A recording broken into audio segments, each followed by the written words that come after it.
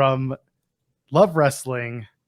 It's Hey, you handsome gentleman. It's good to see you. Beautiful man. I'm good. Spencer Love. And and a beautiful foster fail puppy. Oh, I love it. Right?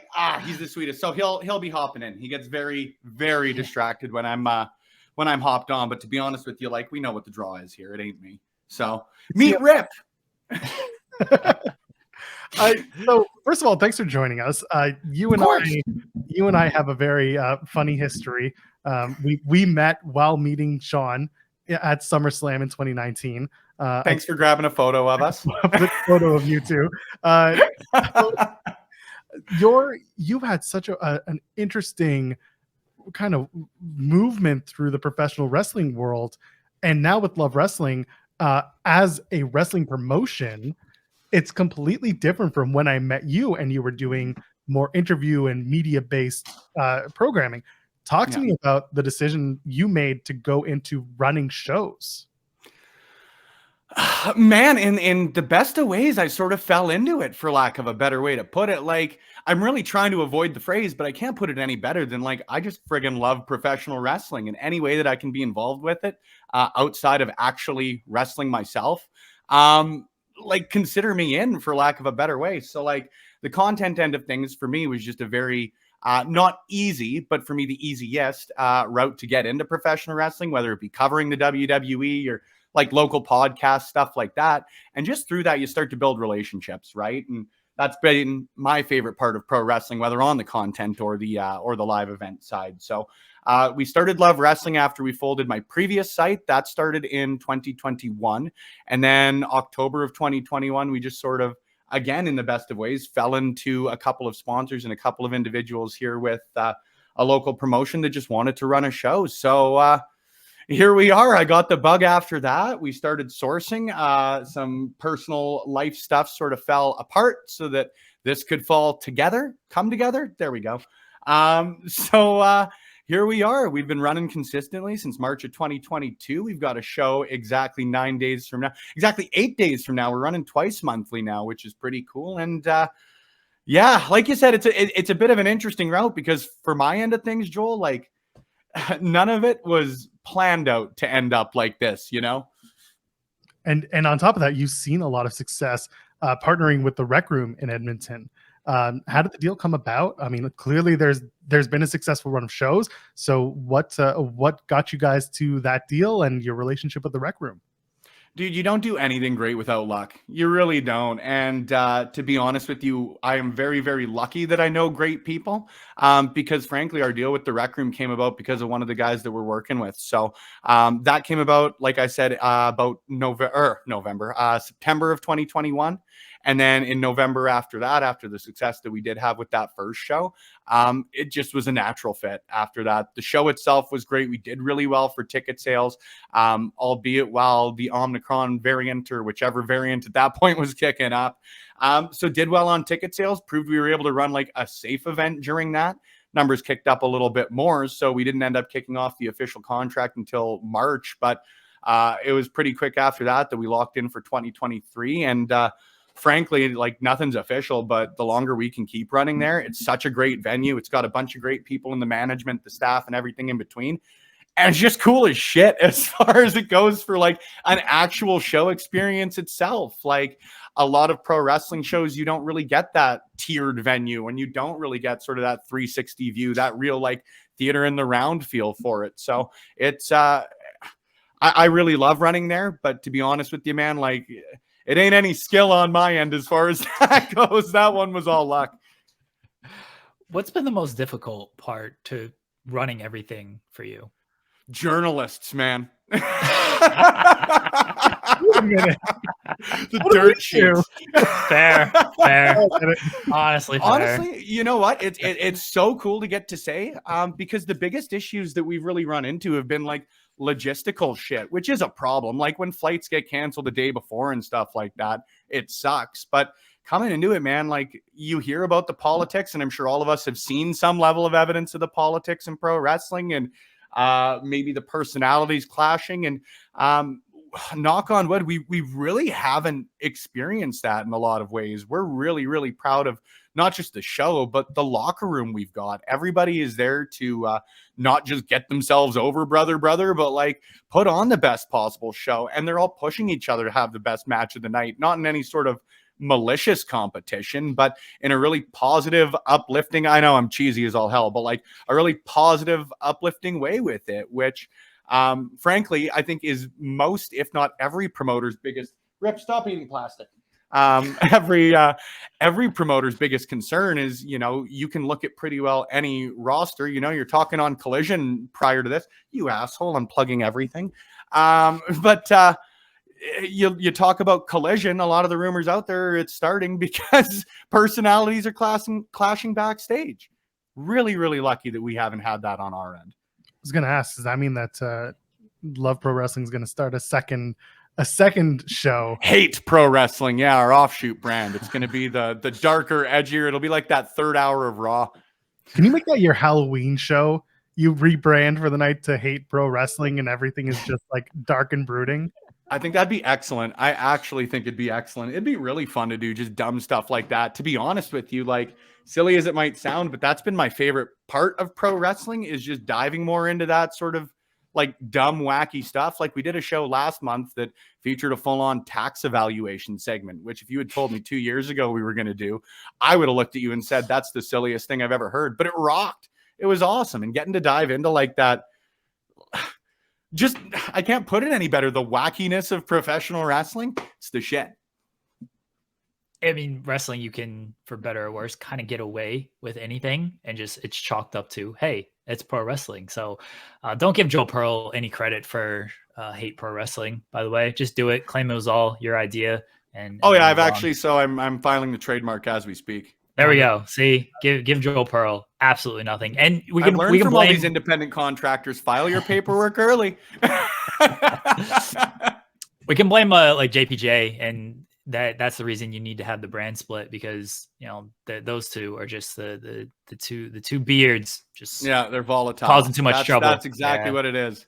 It's so, the mega powers colliding, but I don't think either of them are racist, which is nice. That's very good. Help. And that's actually that's the kind of that's why I find Love Pro Wrestling so interesting, in that you're running two very different businesses with very different people. You have your professional wrestling show that you're running now, what you said, twice a month, and you've also got these other shows that are running on Twitch and YouTube under the Love Wrestling banner that are talking about the wrestling content that we see on TV, and also interviews and things like that. How do you find the split? Like, how do you find that hard split between what you're doing with Love Pro Wrestling, a wrestling company, and talking about what's out there on TV right now, wrestling commentary from some of the contributors to Love Wrestling? It's been easier than I thought it would be, to be honest with you, because like you guys just know me at this point, to be honest with you. Like, man, I don't like making people upset. I don't like bringing negativity to shit. And like pro wrestling, not 100% of everything is great. But on the media end of things and on the personal relationship end with Love Pro Wrestling, like those relationships with media are fundamental for us, right? So the last thing I want to be doing is running a professional wrestling show and then hopping on a stream and completely shitting on, you know, another promotion show or someone we're trying to book, whatever that might be. But I do think that Love Wrestling just foundationally really, and we lucked into this as well too, but like we really, really try and skew positively with everything, even the review shows and that sort of stuff that we've done since the jump. Like, yeah, there's going to be stuff we don't like. And I've certainly gone off, and everybody's certainly gone off once or twice on, you know, whatever storyline or whatever it may be, they didn't like. But like, I've always found if you're respectful, you're honest, you're open, and you approach things from a place of kindness, that sort of stuff isn't an issue. So as long as I'm not sitting here saying, I hate Dom Mysterio, the guy can't work, he's terrible. No, if I don't like that previously, then you're respectful in your critiques. And hey, watch out. I don't know. Our paywall is there for a reason for Alex Pulaski to say those things. Okay? I cut myself off before the royalties would have kicked in. We're all good there. But like that's sort of been my modus operandi. And the nice thing is it's thus far, knock on wood, it's seemed to work out well. I like talking wrestling with my friends. It's fun to hop on after a pay-per-view. It's fun to book wrestling shows. And I find that if you can sort of walk that line and approach shit with kindness, it's a fairly easy line to walk, I think. Pulowski would be a tremendous heel and love pro wrestling, just trying to bury everything. And then he just kicked in the head. Just He's kicking our Alex Pulowski in the hate head. pro wrestling commissioner, Alex There Pulowski. you go. Yeah, there you go. Alex Pulowski, a payday here. So Love Pro Wrestling has a great group that comes in and works hard. A lot of wrestlers and crew. On the wrestler side, who would you love to see come in and work a shot with Love Wrestling?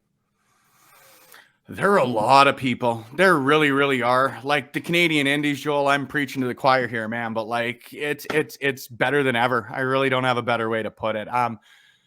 People that I haven't worked with yet, I'd like to get Fight or Flight in. We worked with Von Vertigo about a year ago at this point. Him and Fuerza would be an absolute blast. I love them. Judas Icarus out of BC, like just honestly, we have tried to a couple of times and dates just haven't worked out. Would love to work with him. Alexia Nicole, she actually was here. We had her slated to be on commentary for our first show because she was still recovering from her shoulder surgery. Love to have her out here. Speedball Mike Bailey, but I'm pretty sure you can ask any promoter that and just put that in the liner notes at this point. And then to be honest with you, I really want to have Casanova Productions out here. I just love them. And TDT. There's some great tag teams out there in Quebec right now. So yeah, to be honest with you, though, there aren't many people that I wouldn't want to work with on the Canadian Indies right now. It's a really, really great time for Above the 49th right now. Yeah, at this point, you're just going to be chartering a plane going from the East Coast, picking up people along the way, coming to work a show. Why not? We'll get a bus going like Almost Famous. It'll be great. It'll be like the reservation tours that Rhino and Edge and Christian. I'll reach out to. I was just gonna say I'll reach out to Tony Condello and get some advice. Yeah, CJ will have all the answers for you there. Oh, we're good to go as far as that goes. I'll just send a little note to old TC. What are some of your goals when it comes to Love Wrestling? The short term or long term goals? To be honest with you, man, my only long term goal in professional wrestling, speaking for myself personally, is I want pro wrestling to pay the bills. To be blunt with it, like whether that's running shows specifically, the content end, the combination, everything in between. Like I said, man, I am open for business on everything other than actually professional wrestling myself. No one wants that. I will be like the opposite of a draw. I don't know what you like. I'll be a turn away, I suppose. But other than that, like that's really the long-term goal. Now, saying that, it's not like I don't have any other ones. I do want to start running more consistently, not just outside of the rec room, but hopefully outside of Edmonton, maybe start to do some more unique events. I love doing the small towns, but I'd love to go out and be doing stuff at, speaking for Edmonton specifically, say Edmonton Folk Fest or at the Calgary Stampede or stuff like that. I really love the idea of bringing wrestling to where you really wouldn't expect to see it. And I want to continue to just grow as a promotion. I know that's a very general statement for it, but I'd love to run a bigger venue. I'd love to be able to bring in some of those names I was just talking about, maybe start to bring in some folks that are maybe currently contracted. We're really, really privileged to have the chance to work with Chelsea Green last year and Willow Nightingale and their time prior to going back to WWE and signing with AEW. But it'd be really, really cool for us to be able to bring in like Jericho Appreciation Society, like cool, and it'd be great to have here, right? Bringing in people that maybe were huge players on the Canadian Indies a few years ago that could use a bit of a homecoming. So that's really about it on the promotional end. On the content end, man, I just want to do, and I've credited you with this a ton, Jer, but like I just want to do dope shit with cool people. It's pretty well lit. I can't remember. It was probably one of those streams that I crashed while I was living in one of my old houses, but that stuck with me, man. And it's really sort of applied. Excuse me as I knock my microphone over. It's really sort of applied to everything I've chased over the last little bit. So there you go. There's your little put over. I got Joel earlier on. I inspire people with my words. Send this to Sean when you're asking for the next raise too. Yeah. See, playing three sides. Look at me winning. That'll probably be tomorrow at this rate. The way things are going, I'm going to ask for another raise. As I said that a long time ago. Like when it comes to this, I just like doing dope shit with my friends. Yeah. I like to have fun with my friends and money is nice and everything, but if I can just banter, talk wrestling, talk not wrestling with my friends and just have fun, I feel like it's a good goal to have. And then sometimes money comes along with that. You mentioned, you don't want to wrestle, but have you taken a bump? Will you take a bump? Yes, actually, I'll send you a clip here. I'll slide into your DMs after this. A couple of years ago, because like I want to learn how to do it. I just don't want to be honest. But I was out a couple of years ago doing like some roll drills and stuff like that. And Michael Richard Blaze, who, if you guys are watching this and you haven't checked him out, you're missing out on one of the best professional wrestlers in the world by my money, and one of the best people. But quite literally, there's no one else I'd trust doing this. But I finished rolling through, and he grabbed me by the neck and he said, "Keep your chin tucked."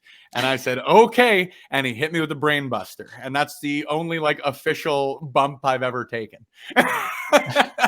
Hell of a bump to take. Yeah, really. There you go. That's exactly, to be honest, that's where, so Love Pro Wrestling, and shout out to Alley Cat here, one of our local breweries. They sponsor a beer for us, and that's LPW Brainbuster Brew. And that's where it came from.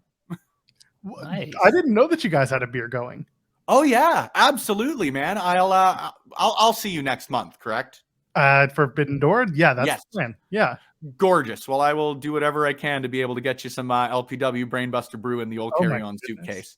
Because again, it's just very, very cool. And we talk often about the wrestling community, but personally, the community of Edmonton, Alberta, like, we wouldn't be doing some of the cool shit we're doing without them. You mentioned the Rec Room. Alley Cat's been great to us. All of our sponsors are locally based, which is really important to me. Obviously, you want to support as many individuals as you can, but when you've got the chance to support your hometown, great. And the fact that they've supported us so wholeheartedly is unbelievable in the most literal sense of the word sometimes. Have you had a chance to connect with other promoters who are maybe in the area or just like in Canada and maybe pick their brain that you could take some of that back to Love Pro Wrestling? Is there anyone or any particular people that you have spoken to about that? Yeah, you know what? And I'm very, very lucky for a lot of them. The Canadian wrestling community rocks, man. And I've reached out to a lot, but it's pretty cool how many people had actually gone out of their way and reached out to us, even just with kind words and stuff like that, man. So this week, actually, for the first time, I was lucky enough to connect with Sebastian with Smash Wrestling. Obviously, they've got the event going on at the Rec Room on the 25th as well, too, of next month. So getting to connect with him was awesome. Shane Hawk, again, I brought up the IWS earlier. Shane's been nothing but a wonderful human being. Yeah. And then a huge shout out to Cobra Kai with WrestleCore. Again, if you guys have the opportunity to check them out on IWTV, I would highly suggest it, because not only is it great wrestling, selfishly, a lot of the people that work for Love Pro Wrestling are out there as well too, but just such a unique sort of vibe to them. Like, their next show, I believe, is June 9th, and they're doing it as a Wizard of Oz themed show, and they go full in for it. So I'd suggest checking them out, but on that end, Cobra Kai has been huge. And then Max, who actually started running after we did, but with Boom Pro Wrestling out of BC as well too, would be another individual I'd throw in there. And then Max or Devin with Winnipeg Pro Wrestling. There's sort of the people I'd really point to. Joel, do you have any more wrestling questions for Spencer before I completely change topics? That's fine. You'll be fine to do that. I want Spencer, real quick, for people who are maybe looking for Love Wrestling, specifically Love Pro Wrestling. Can you shout out some of the talent who may have appeared on televised programming? I know some have been on AEW Dark or Dark Elevation. Shout out some of the people who have been on the show that they've seen on TV. You know, Joel, it's kind of cool. I should probably pull a list up. There's been so many, and I hope that doesn't sound dickish, but that's just rad for me to be able to say. MRB, Michael Richard Blaze, Jack Pride, and Stephen Crow. Mo Jabari as well took part in a match with Omos. All four of them were on the Monday Night Raw here in Edmonton in September. Michael's appeared for WWE a number of times. He wrestled against DIY. He's wrestled Hideo Itami / Kenta. He was actually one of the guys who took on Braun Strowman as one of the four guys, I believe it was. So you've seen him a ton. Zoe Saggers, our current grand champion. She was on AEW Dark. Between her, Taryn from Accounting, Sebastian Wolf, Mo Jabari, Taylor Rising, Holy crap. Again, this is a really cool problem to have. Jody Threats appeared for us a number of times. You can find her on Impact currently. Giselle Shaw appeared for us. Chelsea Green's on WWE right now. Willow Nightingale signed a month after she appeared for us. Rachel Ellering's been up here as a guest. Is that the way to put it? I hate the phrase talent. That just, it sounds so human capital. You know what I mean? But like, Rachel's been up here. Nicole Matthews was the challenger for Jade Cargill when AEW was here in Winnipeg. So yeah, we're really, really proud, and it's pretty cool, like I said earlier, to have had the opportunity to work with so many people that have been on TV prior to coming here. But it's really cool to me how many have appeared on TV since we've started up. That's again, I'm trying not to be cheesy with it, but like it's heartwarming to see the hard work that these people put in on like a firsthand basis, and to see the results paying off just means a lot to me. That's one of the most rewarding parts of it. And then that's really what I wanted to get out of you, is that you've had a lot of talent come through, and a lot of them see a lot of success. And it helps when you're on, a successful platform, and you get to, cross-pollinate in a way and promote when your talent does well as well. So yeah, thanks, man. I appreciate it. Yeah. Jeremy, go off the rails, will you? It's not totally off the rails. Let me ask the question that, I have to ask, because we're all hockey fans here, Spencer. Who do you got in the finals? Who's going to win out of the Final Four? I really want to see Florida just because it's funny, but I have no other way to put it. But like, the best way I can put it is like, I've always had like the Pokemon gym leader theory of like, if we're going to lose to anybody, then they better win it all. So I'm selfishly somewhat cheering for Vegas, because if they're going to eliminate the Oilers, and yeah, I'm still mad about it, but if they're going to eliminate us, I at least want to lose to the best team. Like, that was sort of the nice silver lining as far as last year goes. Like, if we're going to lose to Colorado, I know, I ain't begrudging. But if we're going to lose to Colorado, at least we're going to lose to the team that wins the cup. Like, then I can at least tweet out a couple of times this summer at my Leafs and Flames friends, like, at least we're the second best team in the league. And I don't think it works like that. And then leave Twitter for the rest of the day. No, that's exactly how it works. Like, that is exactly how it works. I think that's in the Geneva Convention. Florida would be hilarious in that they won the President's Trophy last year, didn't look great in the playoffs, got into this year, and everyone expected them to just get destroyed by the record-setting Bruins, came back down 3-1, won Game 7, and then winning the whole thing would be just, yeah, I don't think anybody would expect that. Well, and I'm kind of cheering for Florida because, like, man, every time I think that I'm starting to like Toronto, because goddamn, they're a fun hockey team to watch. But like, every time I start to think I'm liking them, a video like that, "We Want Florida," comes out. And like, what else can you say to it? It was like, well, when you get what you ask for, don't be upset when you get seconds. I don't want Vegas to win. Vegas, I don't like their fans. I don't like their Twitter account. I don't like anything about Vegas. The only reason I would be cheering for Vegas is moral victory for the Oilers. some small moral victory for my beloved Edmonton Oilers. Also, think of all the places you could see the Stanley Cup if it's in Vegas. They'll just move it all up and down the strip. Different hotel every single day. It'll be great. That's huge tourism dollars, because that's basically who comes to watch the Vegas night. True. You ain't wrong there as well. Vegas Golden Knights owned by Booster Juice co-founder. There's a fun one for you. So you can always bring it back to Edmonton, Alberta. Spencer, thank you for joining us today, buddy. Really appreciate it. It's good to see you again. It's good to catch up with you. I have missed you. We've got to I've got to make more of an effort, I should even say, to hop into your guys' DMs a little bit more. It's always good to see you. You're always busy, but I can make I can make more of an effort on that end. I'll send you that video of the Brain Buster, because it's still funny. My cell is awful, but like hilariously awful. I'm pretty proud of it. Did you know it was going to be? I take a lot of pride in that.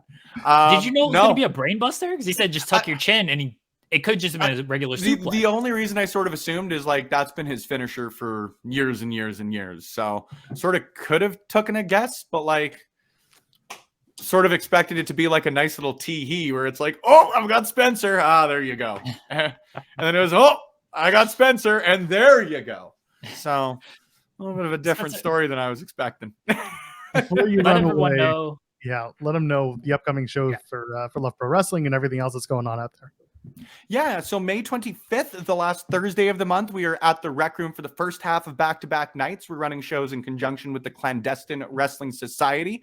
So a lot of people getting in for their first matches, trying new stuff. It's an inexpensive ticket, just $10 a head. Come and check out the future of pro wrestling. And then on Friday nights, the last Friday of every month here at the Rec Room, South Edmonton Common, Love Pro Wrestling. This is our 15th event in canon, I guess is the best way to put it. Vulgar display of Powerbomb. It's a tribute to Pantera. We love tying in sort of pop culture, punk rock, heavy metal into everything that we can. I've got to send you guys both our branding for next show because you guys will pop for it for a number of reasons. But that takes place on Friday. There are limited tickets still available. We would hazard a guess that there won't be any available at the door. 11 of our last 12 events have sold out in advance, and I was very frustrated that we had like 6 tickets at the door for the one we didn't. But you got to be honest. So we will likely sell out in advance. So if you want to check those out, you can head right to Eventbrite, check out Love Wrestling. Or if you want to follow us everywhere, wherever podcasts are played, videos are viewed, or awesome content's created by awesome people, you can find us at Love Wrestling CA. Spenny, thank you so much. Guys, thank you. Buddy. It was good to see you. I'll see you next month. Oh my God, that's awesome to say. Very much. Especially since I saw you like 2 months ago. It's not like, hey, I saw you at SummerSlam 2021 last. We shared a hotel room at the Embassy Suites and off the strip. Yeah. I still like it often comes up, speaking of Vegas, that like, so what'd you guys do when you got to Vegas? Us 3 grown men spent a Friday night in Vegas watching CM Punk return. That's right. And went and sang karaoke with Nick Gage. Oh, that's right. That was a heck of a Friday. It was a heck of a Friday. Oh my goodness. You should message Rick Uccino and ask him how my voice was sounding the Sunday after. I sounded like Batman ate a pack of cigarettes. It was terrible. I felt bad because I had to ditch you guys to go get with Andrew Zarian, who was just on the show, who had a ticket for me for the event. And as you and JPJ were doing a live stream running down the card, I'm just sitting there on my phone earlier in the day, looking at Ticketmaster and just no selling everything. people on the show was like, is that Joel? And I'm just like, what did oh, $35 for a floor seat. One of these days we'll be back, and this time I'll remember that you can drink for free at the video roulette machines, because I didn't remember that on the Friday night and it hurt my wallet. Back to Vegas. We'll go back to Vegas after we visit Toronto. I'm looking forward to seeing you, Spencer. Thank you. You too. Thank you guys. Take care. Have a good rest of the day. Lots of love to you.